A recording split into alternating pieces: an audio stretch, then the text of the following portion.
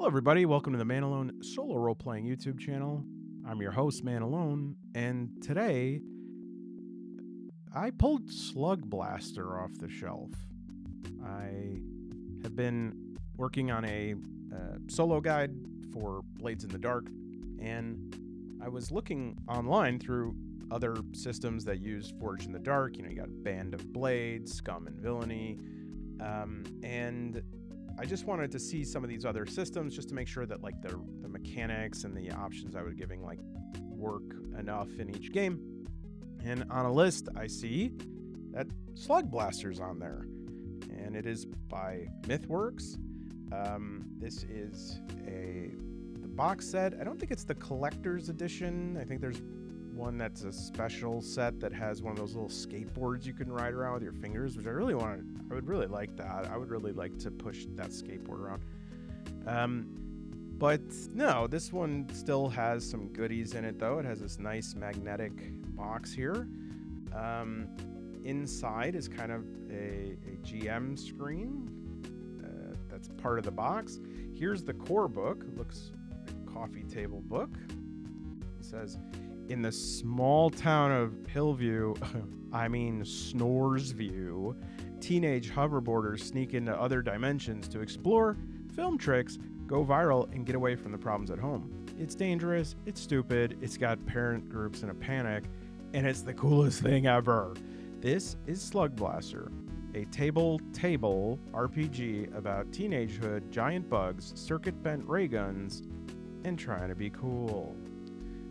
Inside this box is this little sticker sheet. Oh, sorry. Little sticker sheet here that I don't know what happened to that. I must have left it in the heat. Looks like these are some maps of the different zones, right? You have Calorium,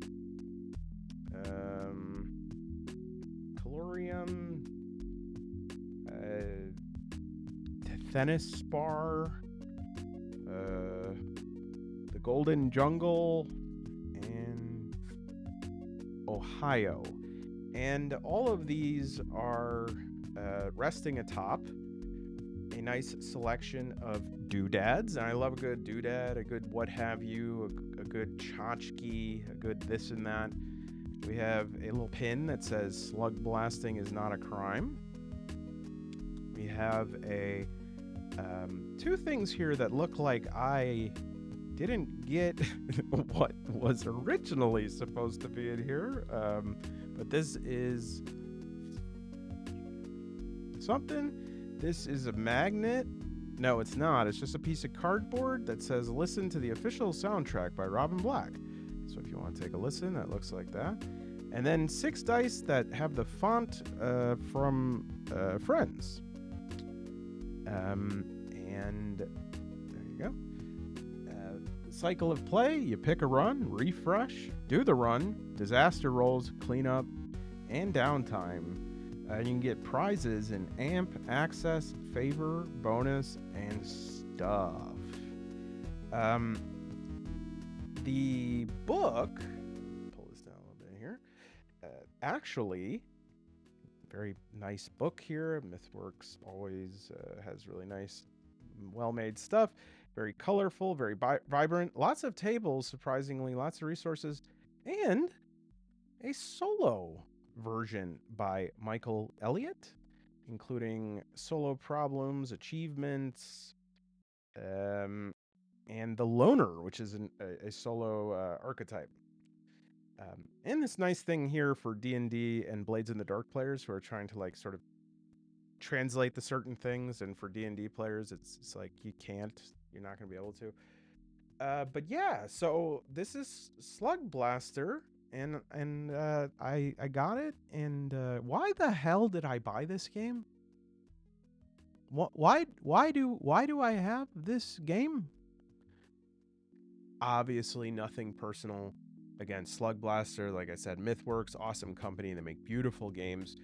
And looking through that, I'm like, yeah, I actually think this game would be pretty cool. And it looks like it's got a great system, great layout of the rules and everything like that. It's just that if you've watched this channel, it's clear that is not like really in my wheelhouse, that kind of game. I mean, I haven't played and enjoyed a game like that since maybe Earthbound, but it's not because I am more morally against, teens blasting slugs or anything. It's just that it's not my vibe. I like grimdark fantasy. I like sci-fi. I like hopeless futures. I like weird fiction, stuff like that. And so for me, it's about optimizing, for any of us, about optimizing what you buy aligned with your interests and what you're curious about, etc. You always want to peek outside of your box a little bit every now and again, because you surprise yourself and find that something you thought you didn't like you did. But yeah, to pay $60 for something like that, that's an unwise investment, right? And I tried to think seriously. I tried to answer that question: why did I buy this? Why did I do that? And the reason escapes me. I actually looked at like my bank statements trying to piece together. I found they emailed a receipt. It was in the emailed receipt where I remembered. The game has a tiny dent in the back corner. Seriously, I would show it to you, but you can't really even see it. It's that big. But because of that, my FLGS was like, oh, we'll give $10 off on this. They must have dropped it or something. And when I saw that, I don't remember this, but I can tell you just based on what I'm like, because I've spent a lot of time with me. I'm tired of it sometimes, but I know this guy. And Malone said, others might be so shallow as to care about this little dent, but not me. I'm all about the game. The package it's in doesn't matter, but of course I'll take the box set, even though just the book is right there. I'm all about the art, right? And for me, are the words on the page? If so, that's all I want. And I came home, I did a video on it, said, hey, look what I bought tonight. Anyways, here's this, and then put it on the shelf and haven't touched it. So it's very clear that I'm a real gamer, right? I don't care about any dent.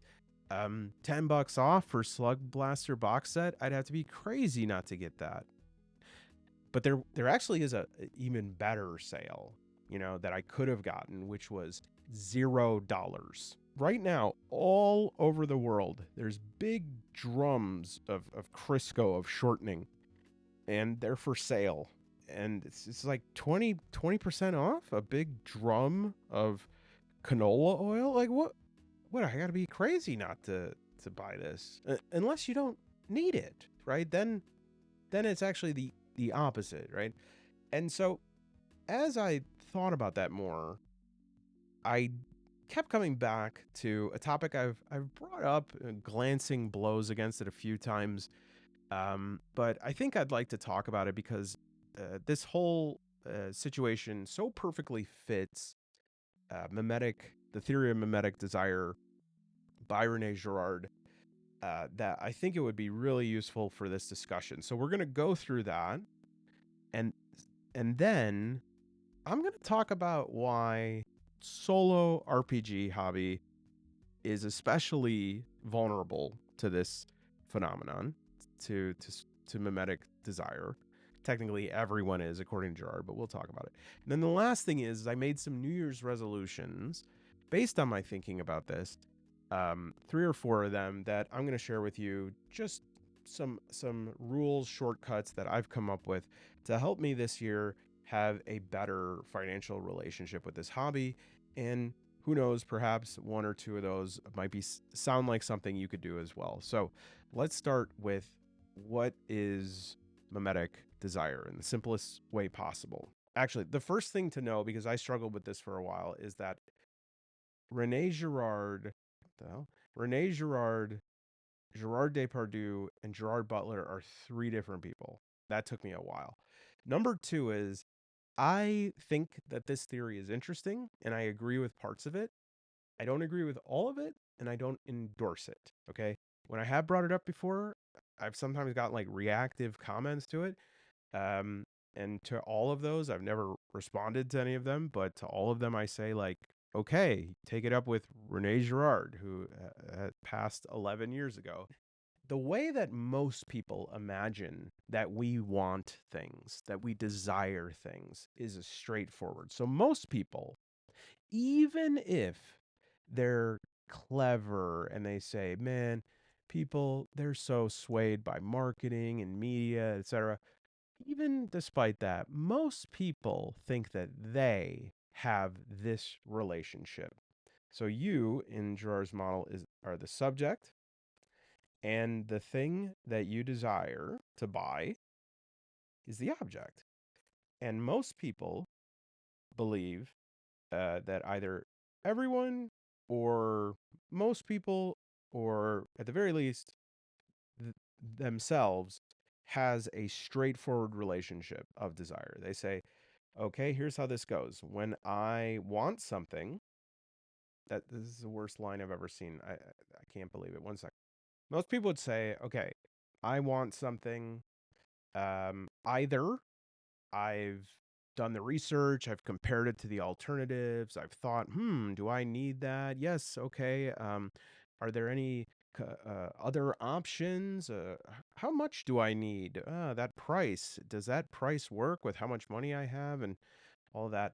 Um, Either that is like at best, or at worst, um, it's kind of spontaneous. Maybe it's a little bit hasty, maybe even a little reckless. Maybe it's a bad idea, but either way, the idea, the desire to get that, occurred spontaneously in me. I saw that, it checked off whatever boxes are in the matrix of who I am and what I want, and it lit up enough lights, enough neurons fired that I said, "That's mine. That's got to be the one I have." Right? And um, Girard, René Girard, believes that that not only does that not happen often, not even that's rare. Believes that that never happens. Girard and the theory of mimetic desire say that uh, you never want anything. And in fact, what you want, the object that you want, uh, is meaningless. It's not even important. The only thing that's important is whoever it is that is making you want that. Man, Girard says, man is the creature who does not know what to desire, and he turns to others in order to make up his mind. We desire what others desire because we imitate their desires. And when we imitate somebody else's desire, that person is our model, sometimes called mediator. Okay. For Girard, the triangle is a triangle, but it only runs in this direction.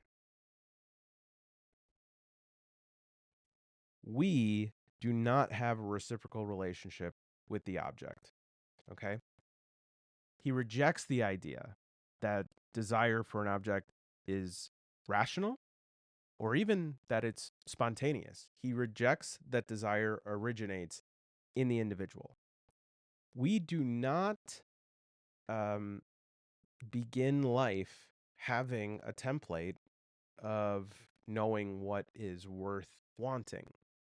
We have to learn that.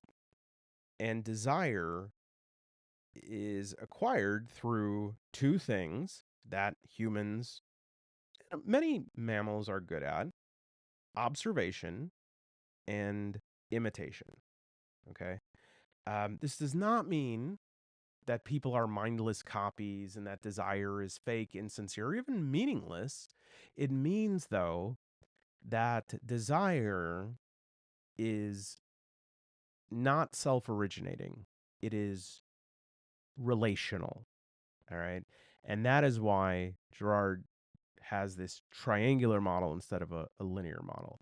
You have the subject who desires, you have the object, the thing desired, but the subject only desires the object through the mediator. This is the one whose desire is being imitated here. The object becomes desirable because the model desires it, or is perceived to desire it, or that there are many models that are perceived to desire it, right? You just have to think that this is desirable, and then you will desire it by proxy. And for Girard, this explains why desire intensifies when it is shared with many others. Word of mouth advertising. This explains why stuff feels more valuable when it is scarce or seems scarce or is contested, or when it's when other people really want it. And there's this feeling that others are going to take it. This starts to make us feel threatened. And truly, we very often want things not only that do not match our like circumstances of what we need or what we were looking for. We very often want things that we never meaningfully use that much, or that we never use at all and never intended to use, because really we don't think much about this. We just think about that. This is where the real tension is, not here. Um, it gets complicated with humans, right? Because animals can imitate, right? And so uh, I'm going to answer one of the questions. There's a few questions that pop up with Girard's model very often that are sort of natural questions where it's like, well, then what about XYZ? Okay. I will attempt to answer them again. This is not my model, just saying this is what Girard would say. So some people say, well, okay, so what about food? Like what? If I'm starving, I have to run and find somebody else eating to figure out that I want barbecue chicken. No, it's like I want to put that clump of matter into my body. I want to eat. Okay, so that's one thing. Is that Girard separates needs from wants. All right. Needs are instinctual, they are self contained, they are immediately sated upon I guess not always immediately, but directly sated by the sought after object. Okay. And in fact, if you think about this, and this is, I think, fairly obvious, but for whatever reason we don't think about it that way, needs, like our survival needs, are really these things people go, oh man, how do these animals just know that that's what they need? Well, they don't know what they need. They know that they are stressed and that they are anxious, or that they are in pain, or that their stomach hurts or whatever. And so in that sort of logos of anxiety, they seek to escape it. Everyone watching this has experienced anxiety, okay? You don't have to have an anxiety disorder to feel that. An anxiety disorder is though that you're feeling it too much or too often. It's not linked to an originating thought. So all of you experience anxiety. Uh, Everyone has experienced melancholy or depression, right? Um, and if you were to say, like, what would you rather feel for the next 5 minutes? Really bad anxiety or really bad depression? Just 5 minutes. Okay. And to rule out anything, like, you'll be in a padded room. All right. So nothing sort of permanent can happen. All right. I would suspect that most people would feel depressed, right? Because depression is a slowing. If depression is a cold, lonely, dark winter, right? And that's awful. Across a long period of time, it just gets worse and worse and can be miserable.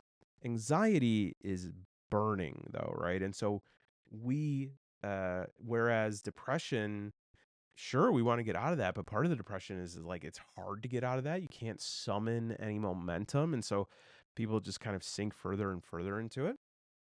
If you're feeling that right now, I'm really sorry. Just hang with me here. At least we can hang out. Anxiety, though, is an urgency. It is frenzied. Okay, and uh, that is why anxiety, besides pain, is the second most urgent desire for escaping something. Okay, nothing is like physical pain, right? Like no matter how worried you are about an exam or something, it doesn't compare to someone who is like repeatedly hitting your hand with a hammer. And so the reason from an evolutionary standpoint that anxiety is like that though, um, that it is horrible only second to pain, is because it causes the same level of urgent escape as pain, but it doesn't make you completely lose your mind, right? So like you can still, as long as you're not at a level of panic, if you're anything less than that though, you still have some ability to make decisions, even if they're terrible decisions, you still make them. And so this is anxiety is like what makes life persist, because animals just have to feel that way until they figure out what stops it, right? And that's why it has to feel that way, because they're just like, okay, I feel this, I feel this, I feel this. I need to do something. Maybe I could eat. I'll eat that. Nope, that made me sick. Okay, what about this? Okay, that's water. Great. And then that anxiety is quelled. They'll never forget that. Humans, we have imitation, right? Which is not unique to us, but we're really good at it because we can map faces. We have a lot of cognitive activity, and we have this higher brain functioning, right? And so and we're really good at observing. We can, map a face really, really well. I mean, it's the first thing. A baby is just addicted to their mom's face. Their mom's face is like the bomb. When they do peekaboo, they teach a kid how to tell jokes. That's why you always got to do peekaboo to kids, because it's like you got to show them the right amount of tension to put people under until you release it. If you hold the peekaboo too long until you do it, it's like the aristocrats joke. The kid's going to be anxious. And if you let it go too soon, the kid's not going to understand how to build a little tension, right? I'd say 2 second peekaboos, all right? Build it up from there. Um, we we rarely uh, we are always imitating. That is the first thing we're trying to do. That is why we celebrate when, marked down in the baby book, the baby smiled. It figured out finally. We've been smiling at this little blob for like how many months now, and it finally gets it, right? And so imitation is so natural to us that we forget when we're doing it. And so we rarely experience our desire as imitation because we were too young, often when the thread of desire started. Even when we're older, we don't consciously track who shaped it. We experience that wanting directly. That anxiety feels the same. We don't experience the copying directly. And especially in the West, but everywhere, but especially in the West, we not only strongly identify with personal liberty, we take pride in like, I am my own choice. I decide what my identity is. I decide what my desires are. I decide what my boundaries are, etc. And if I'm not deciding those things, I need to like um, advocate or assert for myself, or I need to find sources of power to do that. And so to suggest to somebody like, wow, that's really cool that you feel that way about yourself. You actually are just a face copying man baby. People tend to not like that, all right? But he insists on this, that even if you feel authentic about something, it doesn't disprove that you're imitating, okay? All right. So if you're a little confused on how this works, just hang in there for a second, cuz maybe it'll click. So, um for Girard, there's two types of uh models, all right? There's the internal and external model. The external model is distant and unreachable. The easiest one is like a celebrity, right? But it can also be mythical figures, historical figures. With this model, we do not feel rivalry unless we are like also, I guess, a celebrity or a mythical figure. Um, but the desire feels aspirational, right? One day I'm gonna go to outer space like you. Oh, thanks. One day I'm gonna fake the moon. Internal mediation is a peer or I guess somebody who is at least a near equal, like they are on some sort of strata that's the same as you. And in that way, the desire starts to become competitive. And this triggers a very important, what could be thought of as an accelerant for desire, which is anxiety and envy and comparison. Modern subcultures, if we can even say that those exist anymore, that we don't really have like goths, jocks anymore. Everybody is just kind of online, but modern subcultures, such as they are, tend to operate almost entirely under a system of internal mediation. And this accelerates these mimetic effects because you have this community that you identify with. It, and this is it gets a little interesting, right? And a bit provocative here because the most mimetic subcultures, Girard would say, are the ones who um their whole clique, their group, is centered around being oppositional or being not mainstream or being like not the man, right? That they're sort of countercultural. They are the most mimetic because they have the most anxiety around authenticity. They are most alert to each other and to perceived status slights, and they are the cruelest punishers of the members who step out of line, because anybody who sort of misses a step and has a moment where they're not uh where they're not conforming like everybody else is, they get that gets snapped up ruthlessly, right? Because their ability to point out fakes or frauds or posers is well honed. That's what their whole identity is. That's why you see these stories of people that go around calling people out all the time, and then what happens? They get called out and ousted from the group, and they thought they had enough points saved up or something like that. Not so. Um, Desire also escalates through feedback, not intention. It's a feedback. Okay. Um, it does, and it doesn't require manipulation, advertising, bad actors. It doesn't require that stuff. Again, that stuff is just like lighter fluid. It only requires mutual observation and uncertainty about value.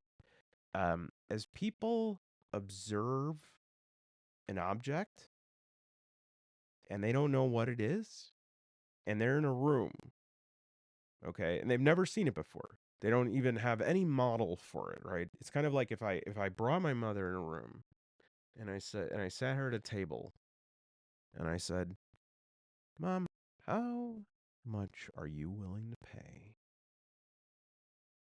for Blades in the Dark?" After 20 minutes of her being like, "Do you need money? Is everything okay? I can give you, what do you need?" She would have no way to know. I mean, I guess she would be like, "It's a book. It's about that thick. It looks like kitchen soup for the soul or whatever at $12, right?" Um, but the thing is that if you take me out of it, right, because I am presenting it to her, so that's not even a pure example. If you just like materialize her in a room across from Blades in the Dark, she really won't even see it because it doesn't even like register as anything to her, right? She has no frame of reference for it. And so the desire isn't there until you see what is the most like seductive thing ever, which is not an object, but somebody, especially somebody you admire or somebody you're competitive with. You see them desiring that. If you were to multiply this, times a million to almost absurd scales, you get Kickstarter. So you have this situation, people see someone or a group of people or perceive that that's what's happening, of people desiring something, right? And then they look at what they're desiring and then they go, "Oh, that is desirable." And then some people see you desiring it. They don't see that you're looking through this other person. They see you, then they look, then you see this person looking and you go, okay, wait a minute. I better get this thing. Other people want it, right? And this happens in a variety of ways. It's not always like Tickle Me Elmo, but Tickle Me Elmo is a great example of this, where you had people who worked as like receptionists at a dentist's office named Debbie Skoronsky, who were like headbutting people's teeth out to get a Tickle Me Elmo, right? Even more interesting though, but at the same time completely uh, expected, if it's true that this object doesn't matter, is that the objects itself start to become interchangeable, right? And further disconnected from the price point. Okay, and in this gives incredible power to the sellers. The object is not the true source of the desire, so it could be swapped out, it could be replaced, it could be um, often abandoned once the charge fades. And this explains trend cycles, rapid obsolescence, or a feeling of like emptiness after you buy something, and you're finally able to sort of consider its value. The desire was never about the object, and the price was never about the object, or the materials or anything. It was about that level of desire. Now, on one hand, you could say, yeah, supply and demand, et cetera, et cetera. You. This is how most people think this goes, right? I have this. I don't want to pick on anything. What's something that doesn't even have a brand attached to it? This ruler, right? And I say, all right, I'm going to make this ruler. Um, let's see, plastic, just making stuff up. I'm going to use easy numbers. So, okay, it costs $1 of plastic to make this. Plus, I had to pay a couple people on the assembly line, and there are about 20 people, and we made, this many of them a day. So, per person, I got to pay them another dollar per ruler. I know that's ridiculous, but and so if each ruler costs $2 to make, and I obviously got to get a little bit of profit, and then we got to improve the company. Let's see, if we charge too much, people won't buy it, but if we charge too little, we're not gonna make enough profit. So $2 to make, I gotta ship it. We'll charge $5. That seems about fair. And if it's a little, that's how most people still think this goes, right? Let me open your eye. Let me red pill you to something right here. I'm going to show you a box set. Now, this is a box set of Games Workshop miniatures. And to give you an example here, this is Castle and Crow, Grey Knight, one of my faves, and they come disassembled, unpainted, right? They're just gray plastic. All right. Do I have any? Yeah, I've got. So you get like this box right here is a Space Marine Intercessor Squad. There are 10 of them in there, and they give you some instructions and some transfers, and you open it up and you get these sprues, right? And I paint a few things on the sprues. You clip them out, you glue them together, and you have some different options and stuff, but basically you can make 10 of these guys, okay? This is a standard box. I'd say this costs, depending on where you are in the US, we have to pay extra for shipping. Australia, God bless you, I heard you have to pay like double for these. But in between UK and the US, we'll say an average of about 50 US dollars. This one cost me 60. Most people in the US, it's about $60 per box like this, give or take. So when you have a special model though, like Castle and Crow, I got him alone. He's about $35, right? This is a special single. It's in a blister pack. It's got a bigger base. It's got more detail, and it's a named character, right? It's not anybody. They have to make this special model for it. All right. So that's just to kind of give you the range of prices. All right. Now a whole box set, a starter set, the full one, $200. If you get sort of that edition set, like I remember the Indomitus campaign, you get about, what is that, 50 to 60 models, could be $300-$400. Okay. And then there is a lot of stuff in between, and one of them is when you have these sets of like Castellan Crows, like there's one that's called the Honored of the Chapter, And the honored of the chapter is basically all the badasses in the chapter, right? And I think I have a few of them right here. Yeah, so you have like the I think this is, yeah, this is a chaplain. You have the judiciar. I don't think I'm done with that one. Yeah, I'm doing blood ravens with these, so there's like a half metal thing. And then this is the blade guard ancient. Just carry, how badass is this? Just carries like a this time, like a time, call that, where it's basically like, here's how long it's going to take me to kill you. I'm going to set this timer here. So these are pretty awesome, especially if you could paint them like they're supposed to be, not like me. But let's just take a look at what this costs. All right, this is from Target, and we got all the gang is all here, right? We got, these are as ultramarines, but yeah, we got the blade guard ancient, got the chaplain. All told, we have 9 of these guys, so they're gonna be pretty expensive. Now you got to remember, like, Castle and Crow is 35, and so 9 times 35 would be like 280 to 300, right? So it's pretty good deal here. We got this instead for 178. That looks about right for a GW rating. And you can get it now. It arrives by Tuesday for the honor of the chapter. Okay. Now, here's another option, also from Target. So this is actually Barnes and Noble, but it's the same price. The Target one was showing up weird, but this is Dawn of War Onslaught.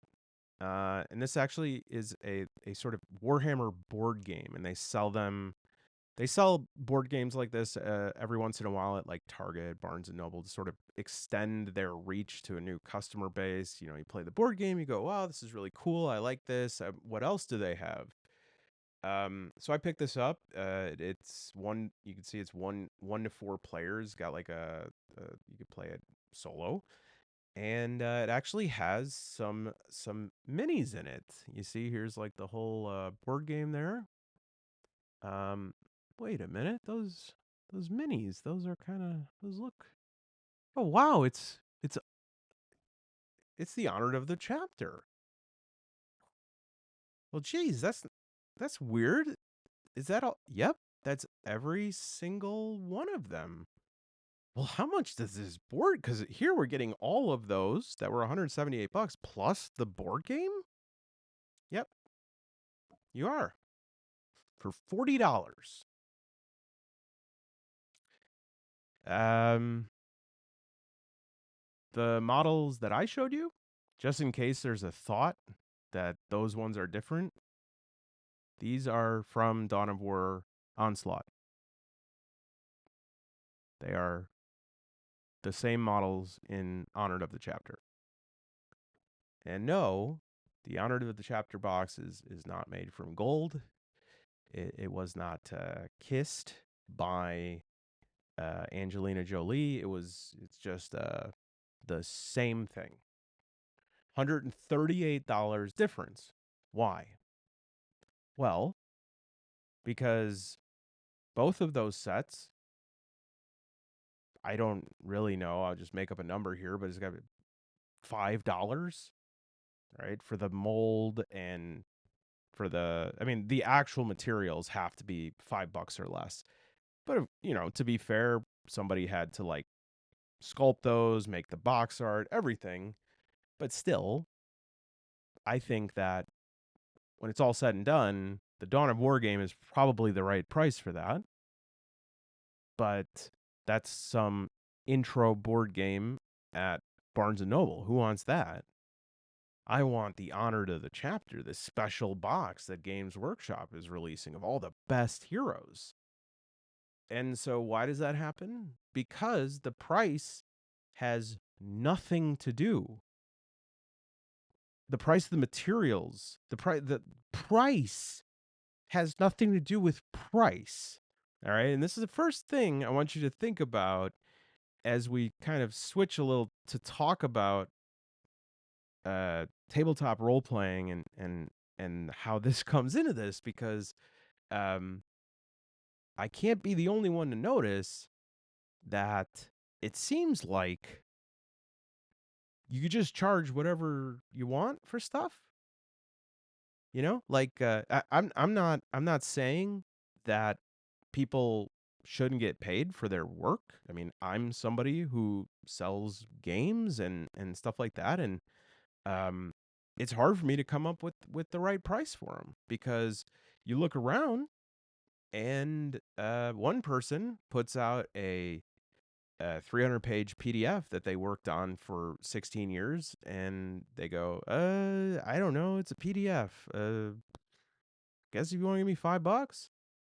And then you have other places that it's like, yeah, this 40-page thing that's mostly pictures, $30.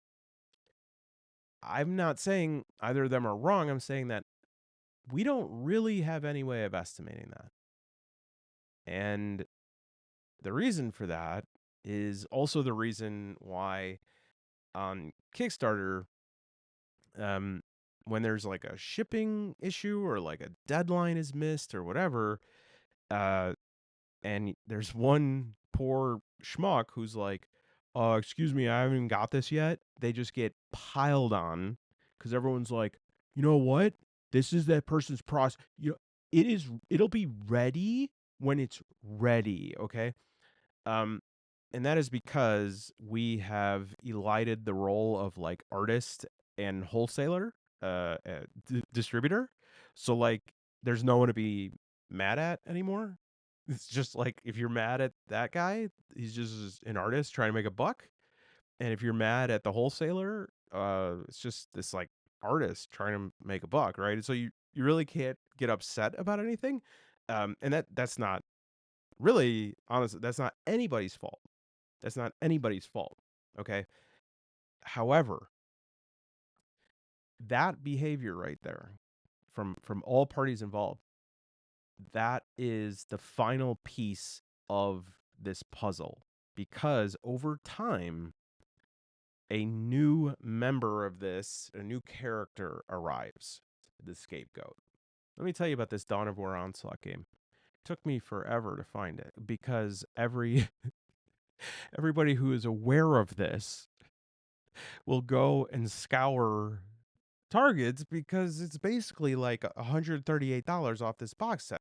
And so some people don't follow this stuff closely enough. They don't realize it. And good for them.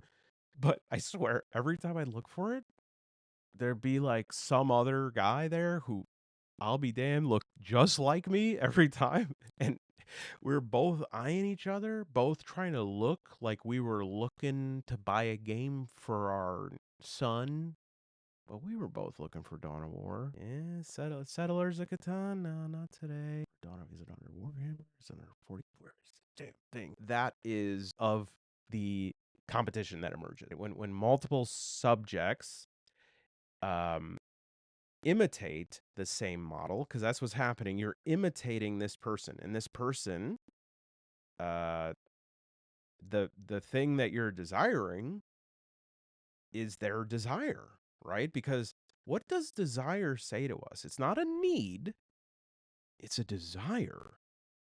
You want something and you don't know what to want because nobody knows what to want. And you know that you don't feel good all the time. You know you don't have what you should have. You don't have any clue what that is. But this person over here, boy, they really look like they want that thing. And if something is worth wanting, I want it because I need it. I mean, I don't actually need it, but I don't I'm missing something here. I need and then look at these people on these commercials. They're they're always wearing that hat on the beach. You know, the one that's kind of got the flappy brim to it, a little bow. Like every woman wears this hat. I've never seen anybody wear that hat, but they're always doing that. And why? Because they started eating Campbell's Chunky Soup. We don't care what they're desiring. We don't that's unimportant.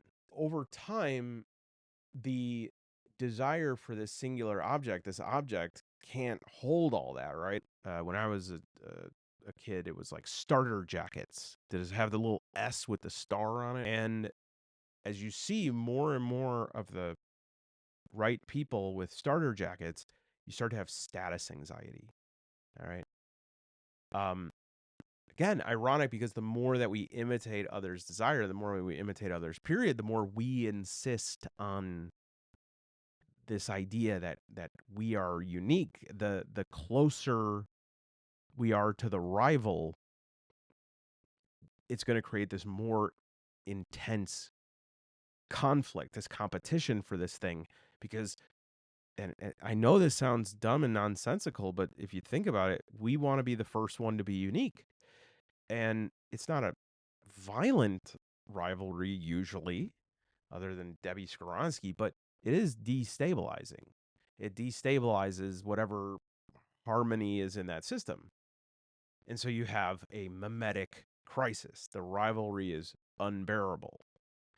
And when this happens, the communities that in whatever way we can call them communities of desire, I think a hobby community is a good example of this. Is one of the few things that I think is relatable is you have these people who are tied together by their uh, sometimes both love and hatred of something.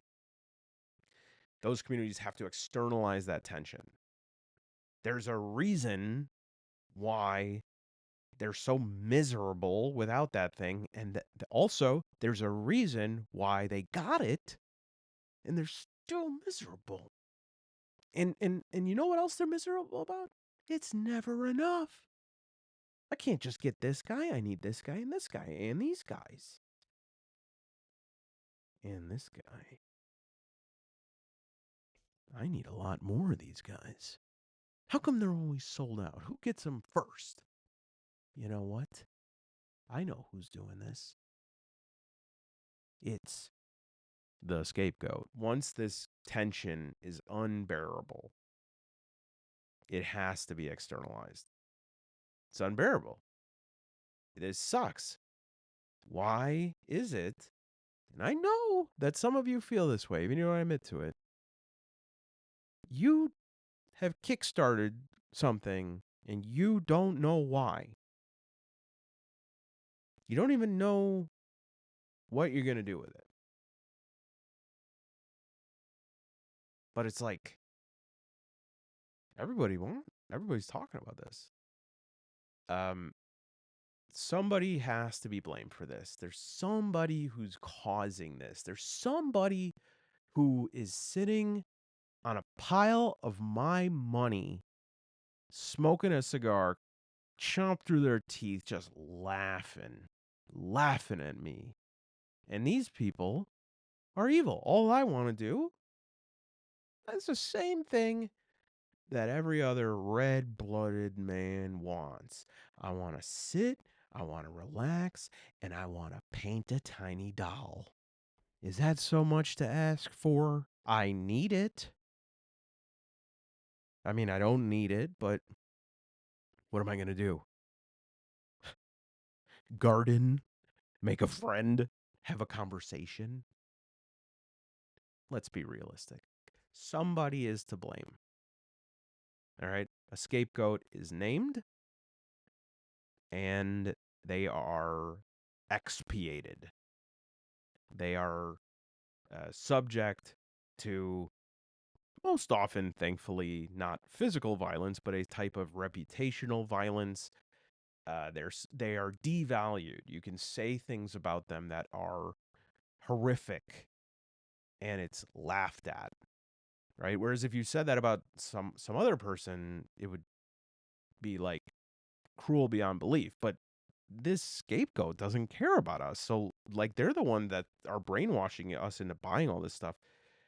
And we need to blame the scapegoat, because if we don't blame the scapegoat, then we have to keep the tension internal. What are we going to do? admit that this is insane, that we all do this, and we just need to stop and walk away and start actually focusing on things that are productive and stop getting into competition with each other over an object that somebody made explicitly for making money off of us and has no intrinsic value? No. Idiot. You know who it is? It's Kickstarter. It's Games Workshop. I think it's the internet service providers.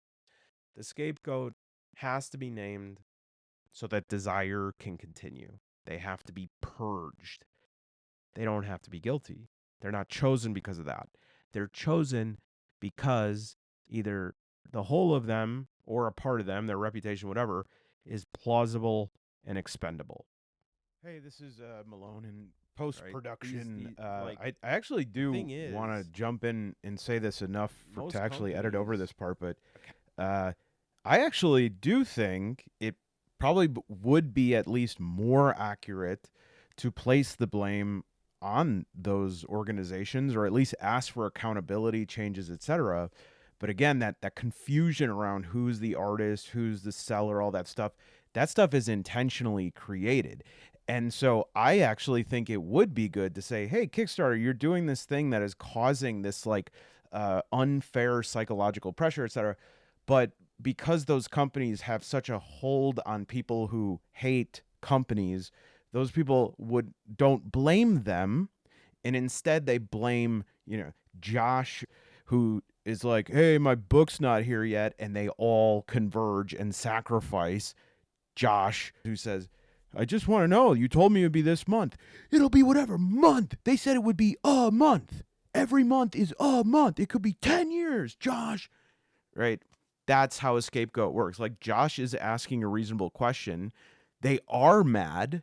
There is anger over this feeling taken advantage of, but because of whatever Rube Goldberg machine of silly ideological, psychological contraptions that are going on, that corporations use to confuse us out of like directing our anger at the right way or venting it properly, we suddenly see some guy who just is like an idiot, like a rube. That or is, what, the worst sin a person because can be they seem like on the people internet that is most cringe. Josh is they're cringe. most likely to sort That of reaction's topple. immediate. They will Let's never put him on admit the to that. pyre. Maybe other people do that. Definitely our opponents who disagree with us about stuff do that. But to suggest that we're scapegoating, that would that would mean that you're saying we don't actually have these valid moral claims, that we are not experiencing this deeply seated moral outrage, that the only way I can look at myself in the mirror in the morning is if people know that this cookie company that makes Madeleines or whatever obviously is not upholding their promise for quality baked goods with a smile. And so these mimetic crises continue. What does this mean? Constant displacement of blame, perpetual dissatisfaction, which then propagates more spending, and every year more and more moral panics, right? Like this thing of we're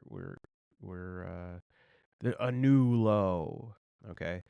Um, and so we sort of dismantle the ritual part of the ritual because there was a time when at least it still wasn't great, but at least you would have these cultures that would be like, all right, this is this is getting out of hand.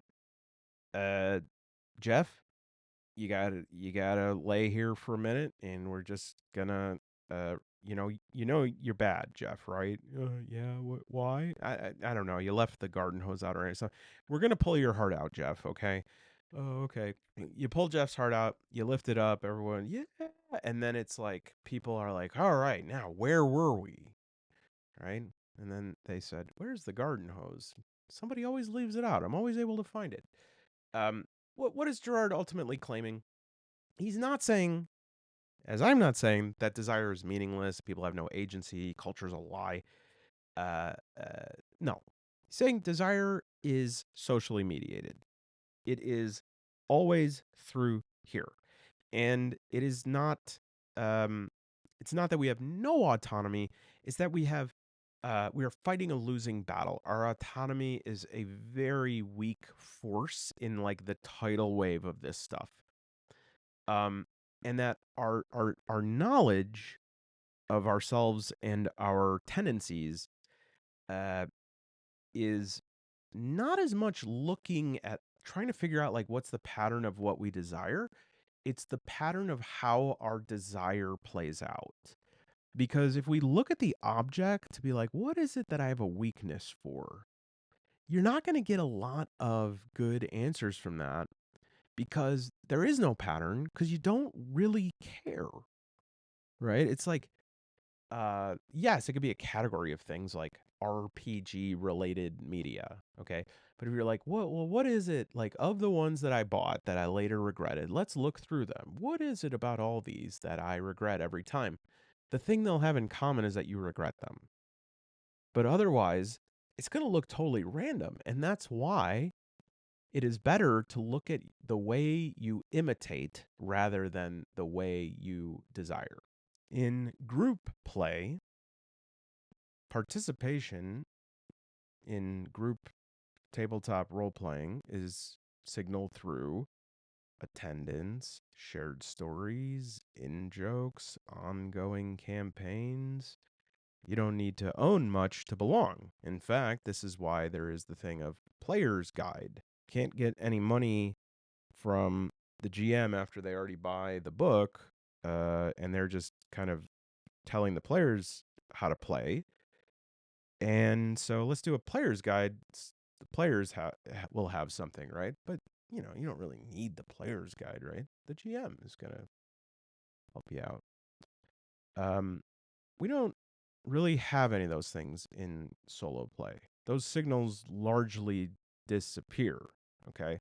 So, right now, if you want, you could say, well, who cares about social signifiers? I don't need to prove this to anyone.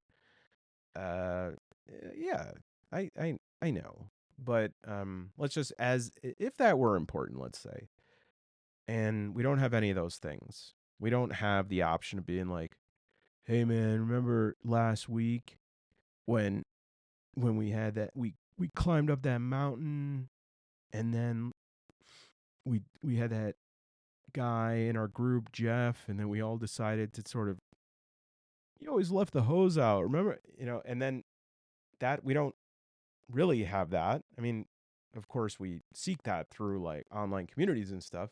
But what does remain legible of our participation is what we own or backed, what or received, what's on my shelf, what's on my feed, right? If I wanted to signal, that's what I have as a solo player. What I report. And so what I'm getting at is in solo play, ownership becomes the primary visible marker of engagement. And Girard's map, triangle maps clearly here. It's like you have the solo player and the object is the game. But the game through the mediator becomes this symbolic artifact. Who is the mediator? Me, peers, reviewers, creators, Discord regulars. The game suddenly is not just a system, it's evidence of participation. Okay. Um, Solo play is still asynchronous, quiet, often unfinished, difficult to summarize socially. We may forget this because we spend time in groups of people that do this, but it's it's not something that you could easily describe to somebody as the same thing as my mom doesn't really know much about basketball, but if I was to explain to her the fun I had at a basketball game, she could broadly get what I'm reporting on, as long as I don't get too insider baseball about basketball. Um, it's pretty unique stuff. I mean, even tabletop role playing is still unique, and then you add that layer on to the fact that we use an external oracle system to create a randomizing effect. That's tough. Um, Now you have you have this quiet, asynchronous, uh, often difficult to finish or know when to finish, difficult to summarize. That's play. Purchasing, on the other hand, is immediate, shareable, time stamped, quantifiable. This creates a structural imbalance. The act generates social recognition. The act of what, though? Of play? No, not as often as purchase. There's a reason at the end of Kickstarter that you see that it says, "Oh, do you want to post that you are the such and such purchaser of this?" And you go, "No way." And then you think, "Who who would do that? Like who's going to I'm the 8,000th supporter of this." And then you realize a lot of people do that. Who are these other people? I mean, some would say they are hell. Um, but yeah, the act that generates social recognition is in play. It's acquisition. And so from a mimetic, a mimicking perspective, this means that the desire doesn't attach to play as it does in Critical Role, right? Like people watching Critical Role aren't like, "Man, I gotta get that game." I mean, clearly with some of their Candelabs. No, I'm not gonna. In the solo play. The desire attaches to the moment of buying, and that anticipation replaces that direct experience. The satisfaction curve peaks before the game's ever open.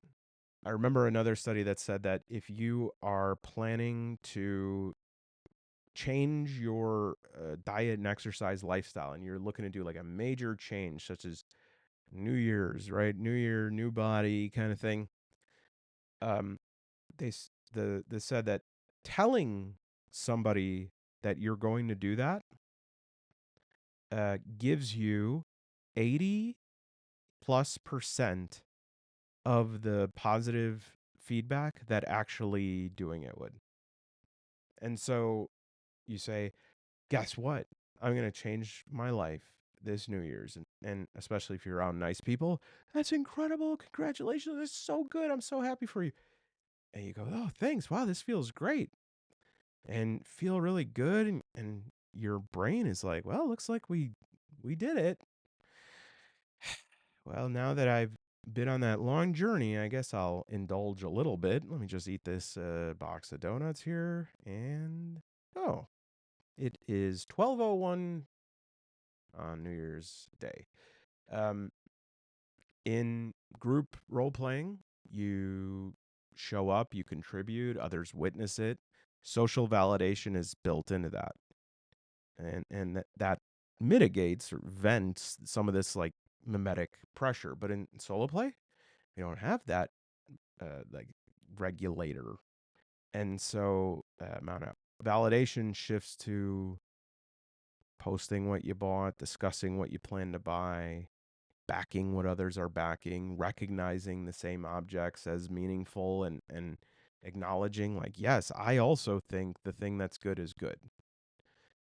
This is where this desire intensifies because the validation starts to be symbolic. It's not even directly experienced. The object stands in for the activity. You don't have to do the activity. All right? That's what I'm trying to say. And that is dangerous when it comes to desire because most of what stops us from consuming one desire after another is that it takes a while to chew most things. But if you don't have to do any of the chewing, you could just keep shoving it into your face. Okay. Belonging is not affirmed by sitting down and playing, it's by shared recognition. You're not just buying a game, you're buying the status of one who bought that game. Crowdfunding It's a visibility engine, but it's not the root cause. It doesn't create this desire. It does accelerate it. It does play on our subconscious fears and anxieties and that general feeling of not having. It does make it feel like you're running out of time, makes it feel like you've got to make a decision or you're going to be left out. And you can admit it or not, you can be the exception. But the reality is that most people uh, worry about missing an opportunity to do something that everybody else is going to do. All right. When I was in 8th grade, there was an ad for they were recreating Woodstock, and it ended up being that one where like Limp Bizkit got everyone all riled up, but not really because they were selling water for $8 a bottle.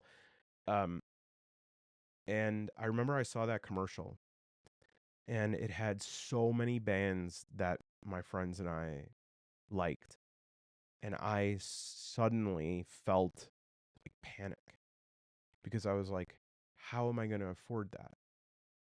I was in 8th grade. I was 14. There's no way I was going to go. There's no way anyone of my friends went. Like, what did I think? People were going to take a road trip 1,700 miles to go to Woodstock? Uh, no, nobody went. But I just suddenly felt like I'm going to be the only one who doesn't go to this thing because, and that's how strong the mimetic desire was. I knew that so many of those bands were desired, and to see them all in one place, and the commercial, the chance of a lifetime. Woodstock is back, and hearing about Woodstock from my parents, there's like inherited mimetic desire. So all of that, Kickstarter plays on that, and crowdfunding in general. Do I think that's a good thing? No, I don't. Um, and I guess you could say if they didn't do it, somebody else would. But you can dress that up however you want. The truth is that they are making money based on insecurity. Um, but that is a scapegoat, right? Because the very fact that they are making money and feel the need to make money that way and have the opportunity to make money that way, all of that is a very complicated web of causality that makes it hard for me to say that Jubilee Santomano, who works in the reception area at Kickstarter, is somehow morally corrupted for working for such an awful institution. I mean, truth is, in the global rankings of exploitative companies, they don't even crack the top 25%. So it's not great, but in a way, like uh, clothing companies have been playing on people's fears and insecurities for forever. The whole diet industry does this. So yeah, it's not great, but is it really fair to call them out as specifically exploitative? Probably not. Probably not. And there's also no like James Kickstarter who's at the head of that operation, who's sitting there with half of his face obscured by shadow saying, "How do we do it today?" This stuff is all just it is. Let me just say a couple other things that we take for granted, maybe in the difficulties we have for solo play. We don't have time constraints. It's not a good thing. If I have a session planned with my friends to meet for 3 hours, there's a very low likelihood that we're going to sit around and go, "Oh, I do like the Genesis system. No, I kind of the dice rolling thing." We're going to be like, "All right, we plan this. Let's do it." Um, how about game system? Um, do you think we're going to flip through 14 game systems? Do you think we're going to start a game and play it for 4 minutes and then go, "You know what? I don't think I feel like playing this. Hmm. Let me actually play Gloomhaven Bugs and Buttons." Then about a half hour into that, I go, "What is wrong with me? I've been wanting to play. Let me get that back." And then I take it, flip through it. I'm flipping through it, and I go, You know what? I actually think it says that you need these cards. I have those. Look for those cards for 17 minutes, right? You have them, not the whole set. Got it. Or these are the kind of things that happen to me on the reg. But if you're in a group, you have this social accountability. You also are able to have consensus driven evaluation that is not in an echo chamber. If I were to sit here and decide whether I like a game or not, I have an okay ability to do that. I probably below average. Um, I have a hard time evaluating whether the game is good or not. I really admire people who are able to be like, "Oh yeah, that system is terrible. This is reason one, two, three, four, five." Um, and then also saturation. You know, if you're playing a Pendragon campaign and somebody says, "Hey, why don't we anyone free on Thursdays? I'd like to also do a rune quest." Cool. Then you're there. Hey, you know what? On Friday, I'm thinking about doing a BRP thing in the morning. At a certain point, you're gonna be like, I can't do all this. You know, it's too much. But there's really no saturation with solo because I could just go, all right, that's enough for now.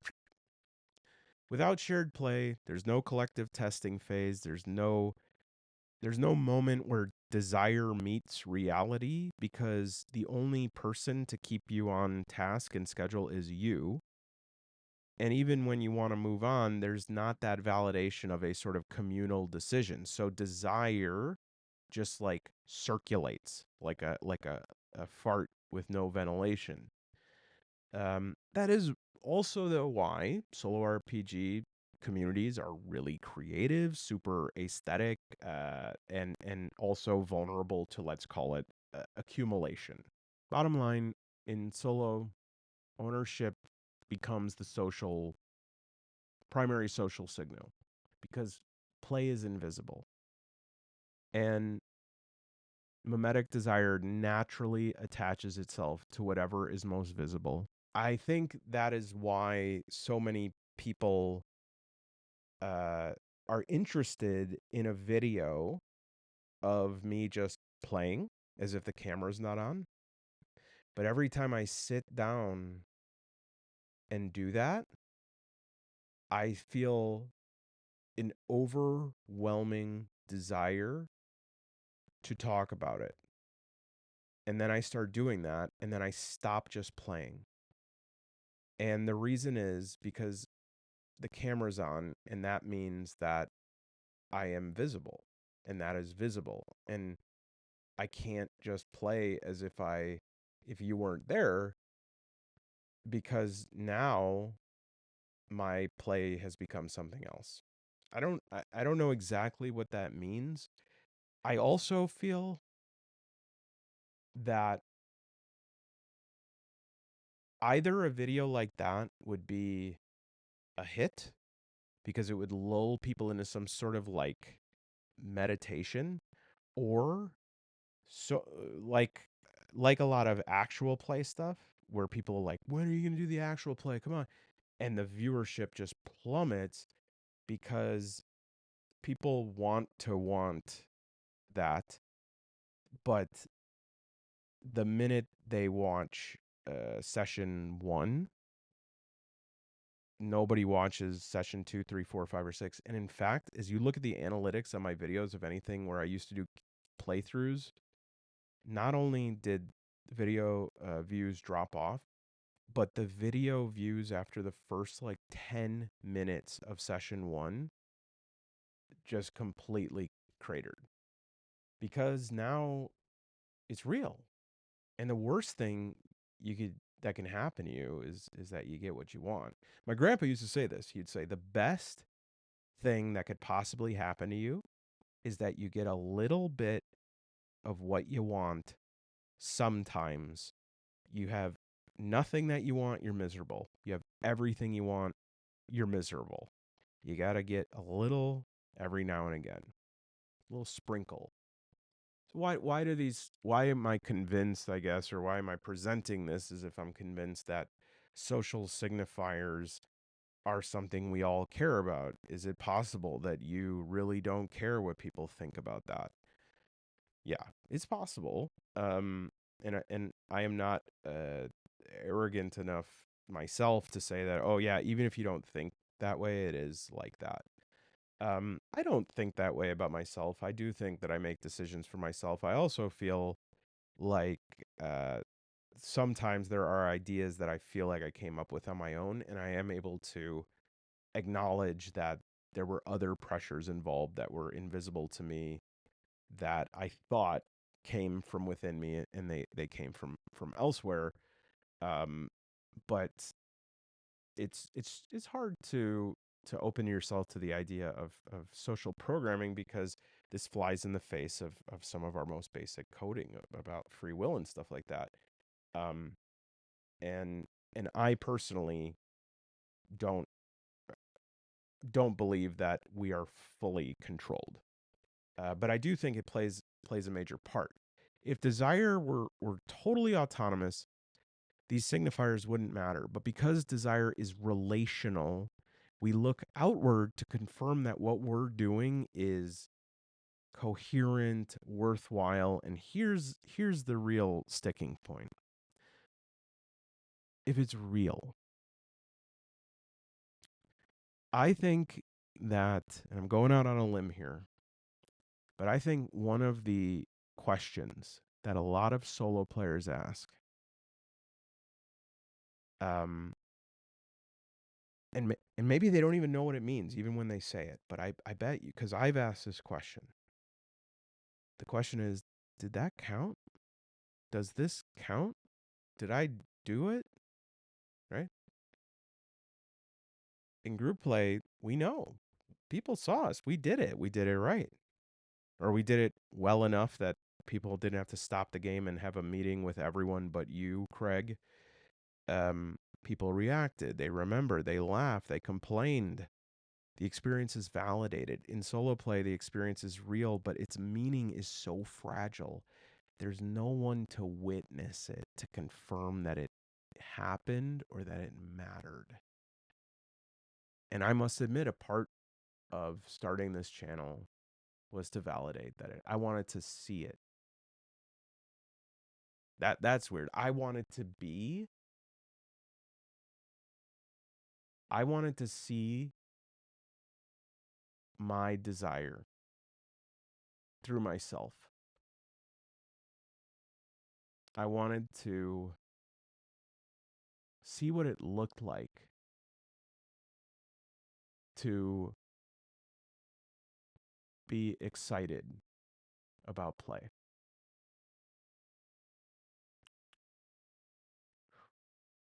That is so messed up.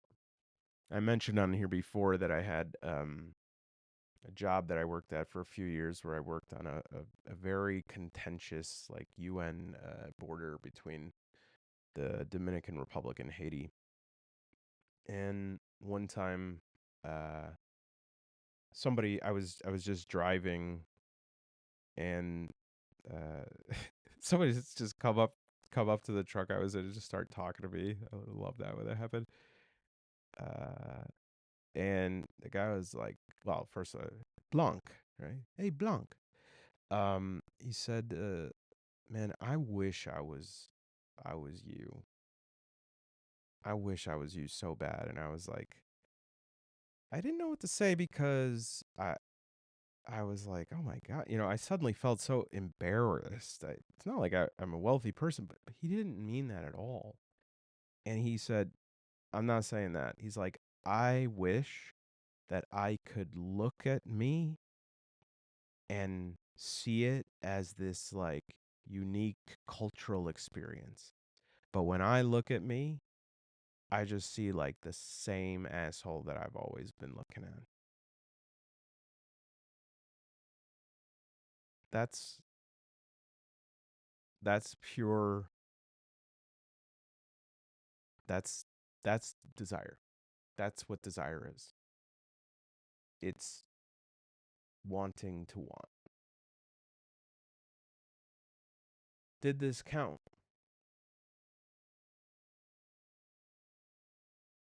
The truth is, folks, that owning the game doesn't prove anything. And playing the game doesn't either. None of it does. And none of it needs to, because we are expiring, right? Uh, I'm not trying to be morose. I'm not trying to be depressing. Another job that I had for a very long time, working with people that were dying. And two things I learned. One, the only thing that people want when they are dying, like actually leaving that moment, is to not be alone. They just don't want to be alone. I think people wanted me to see them go. Like almost confirm that they died. The other thing is that regret, the regrets that people had were myriad, but most of them, in one form or another, were based around the fact that they were not fooled by the samsara, the illusion of things. They weren't fooled by it. They knew it was all bull. They knew that your job's tardy policy doesn't work. They knew that that cologne didn't actually make you attractive. They knew that this house wouldn't, this third kid wouldn't fix the marriage. They knew all of it. Everybody knows the whole time. And they just are like, why didn't I just do what I wanted? And so the takeaway for me is not necessarily figuring out better ways to game the system of this, and I guess no pun intended, but the point is that we're just going to do what we're going to do. And if we can eliminate one thing, though, probably that thing should be feeling bad about it, because there's already a bunch of things that do that. Nobody is going to care whether or not you're a true solo player. Nobody cares. But there is a loophole. There is something that people will care about, and that's if you help them. That actually means something. People that help me, so many people on the Discord just help me with things when I need help. That means a whole lot more than to me. And if you really want to prove that you're a true blue gamer, there's no better way to do it than by giving someone help.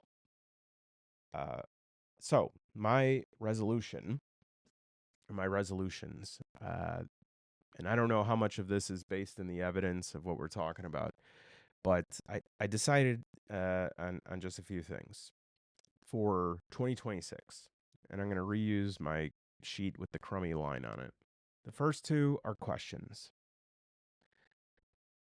Just like the weight loss study where people just tracked what they ate and lost more weight, I am not pledging or resolving to do anything different or not buy games. I just have to do these three things and ask these three questions, or two questions and another is a statement. First thing, whenever I'm about to buy a game, I must say, and I must answer this question in full with a convincing response. Why can't you just get the PDF? Okay. And if the reason is any of the BS reasons about what if I like it, and nope, you can get the PDF. Any game that is an unproven purchase, it should be the PDF first. Because I don't know if I like it, and even if I do like it, I don't know if I'll play it. But if I like it and play it with PDF, then I will gladly pay for the hardcover if I want it. Number two, in terms of FOMO, or again, the acronym here, fear of money obliteration, I must ask myself the question, and again, you can, Malone, you can get this, absolutely. Yes, you can. You just have to answer one question. Uh, can you get it tomorrow? You can get it. Just, can you get it tomorrow? And if there's not a valid reason, then I'll get it tomorrow. And I can tell you that I'm very often not going to get it tomorrow. And then number three is not a question, but a statement, because I had a realization about Kickstarter and the fact that the games on there, um, this feeling that I'm about to miss out. And then especially with these major game companies that I'll often see the game on the shelf before I've even gotten the one I kickstarted. And not that I'm a person who accrues more than 78 cents of interest on any savings account or anything I've ever had, but um, Kickstarter and other crowdfunding is one of the most consumer unfair models possible. You are taking on all of the risk, uh, and the company is taking on none, and you are paying in advance and giving them money, and you are the only one who will lose money. You will lose money uh, because you will not accrue interest on it. They are going to get a big chunk of money, and the economy of scale of that is they will make interest on that. They assume no risk. The designer does not complete it. Okay, canceled. It doesn't sell well. Oh well, just we already got ours. So when I see these games in stores and I see that the version I wanted is right there, and then I see it again the next week and again the next month and 15 copies the next year, I realize that I need to stop saying, "Oh wow, this is on Kickstarter." I have to realize it's a decoy. And by that I mean it didn't even come out yet. That's what I need to say. If I still want to buy it, I can, but I need to look at it as it actually is. I am prepaying for a game that I will pay the same price for without shipping, so less, from my game store, and I will get it earlier if I just wait. So is it that this is on Kickstarter, or is it that this didn't even come out yet? Obviously, there are exceptions there. People I want to support, special things you can only get through that. But otherwise, just because it's on Kickstarter doesn't mean it exists, man. You don't exist. You don't exist. You don't exist. Some of you who follow the channel know that BB and I have had to have a long distance relationship while we wait for all of the approvals and visa stuff. And that is coming to an end soon. But we, part of a long distance relationship is putting in the time, making sure that you're not only connecting every day, but having quality conversations. And I'm happy to say that uh, we have both done a great job with that, and I'm proud of both of us for just how dedicated we were to that and dedicated to making that work. And I think it has nothing but strengthened our relationship. But sometimes we don't want to talk. It's nothing personal. That was a thing that I don't think I could have dealt with earlier in my life when I was uh, still using. And so I uh, I'm proud of the fact that sometimes we are able to say tonight's just not a good night. But another thing that we do that doesn't seem like it would be a good thing is we'll just kind of sit on the phone um, while we work on stuff. We might say something occasionally, but otherwise just kind of there. Um, Humans underestimate the power of just knowing somebody else is there. And so I encourage you to, rather than trying to say, we have to break out of this matrix, man. They got us on lock. They know exactly what they want. They're exploiting it. Yeah, man. I mean, look, there are some things that are just like vipers. And vipers are always going to vipe. No feeling I'm going to have and no thought that I'm going to have that is by itself going to dismantle this system that is based on not only human behavior, but like reinforced socialization from the last um, 200,000 years. Instead, what we should do is, well, this is the part of the video where if you've ever watched a video like this, you'd get some advice that you'd know would be true, but you'd kind of feel disappointed about it because it just doesn't seem to get at it. What should I say right now? I should say, well, you should here's what it would look like. Everybody needs that validation. Everyone needs that to make it feel real. Let's just be more open to validating each other, be more free, and we should acknowledge each other. Just notice and just say, hey, just spend time. It feels good when people care enough to make you feel good. That's not bad advice. But the reality is that if you posted something, said something, I played a solo session, hey, I had a lot of fun. And even if you got that acknowledgement, the thing is that those people don't know you. And because they don't know you, you might be a little distrustful of their acknowledgement. And so, how do you square that circle?